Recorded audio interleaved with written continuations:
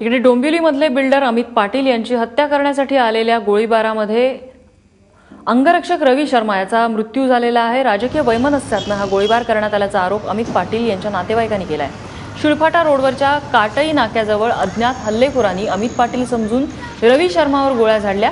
या हल्ल्यात रवी शर्मा गंभीर जखमी झाले, त्यांना रुग्णालयामध्ये भरती करण्यात आलं, मात्र उपचारादरम्यान त्याचा मृत्यू झालाय। डोंबिवलीचे मनसेचे माजी आमदार रमेश पाटील यांचा भाऊ विनोद पाटील यानं हा गोळीबार घडवून आणल्याचा आरोप अमित पाटील यांच्या नातेवाईकांनी केलाय। बिल्डर अमित पाटील यांनी विधानसभा आणि लोकसभा निवडणुकीत शिवसेनेचा प्रचार केला, त्याचाच सूड उगवण्यासाठी ही हत्या करण्यात आल्याचं अमित पाटलांच्या नातेवाईकांचं म्हणणं आहे। मानपाडा पोलीस स्टेशनच्या हद्दीमध्ये काटाई नाक्याच्या जवळ विकी शर्मा नावाच्या 31 वर्षाच्या युवकावरती फायरिंग झाल्याची माहिती मिळाली।